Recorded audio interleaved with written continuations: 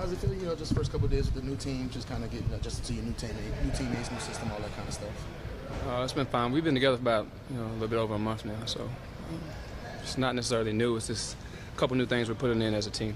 Hey, Rondo, people talk about your leadership and your vocal leadership. Where did that kind of come from, and when did it kind of start? Having great veterans in front of me, my early years in Boston.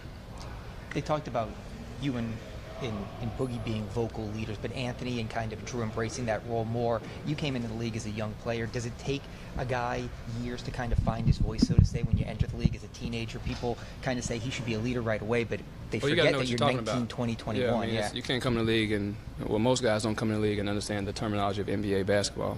Once you get it down, then I think you start to become vocal. A lot of guys don't talk because they don't know what to say. Talking to Tony yesterday, Tony Allen, he said that you came into the league and he felt like you had that like right away. You feel like you had? Yeah, I was fortunate. I had a great high school coach who actually started to break down film when I was 13, 14 years old, and it kind of stuck me from there, and then so on and so on my college career and NBA career.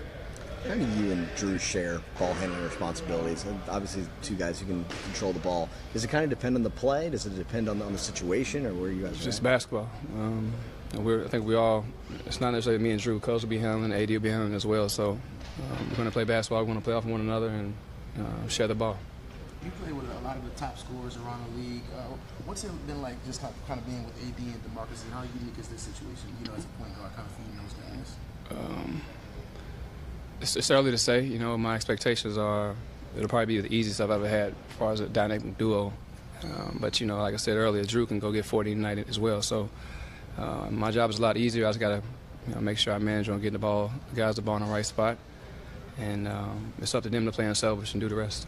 A lot of, you're all doing something maybe different than anybody's ever done before with those two bigs and the way they play.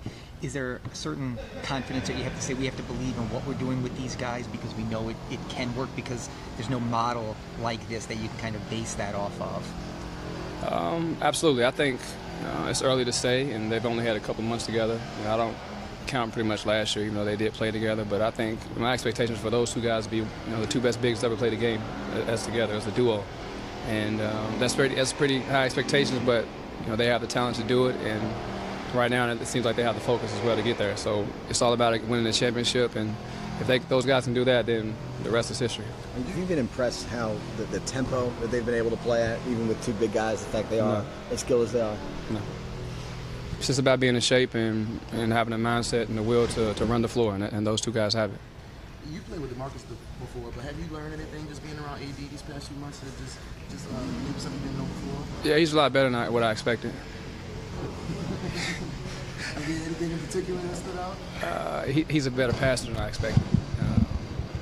I thought DeMarcus had him in that aspect, but both of them are really good passers. That's why I said it's going to be probably Drew and I will be the primary ball handlers, but if those guys bring up the floor, they can make plays just like we can.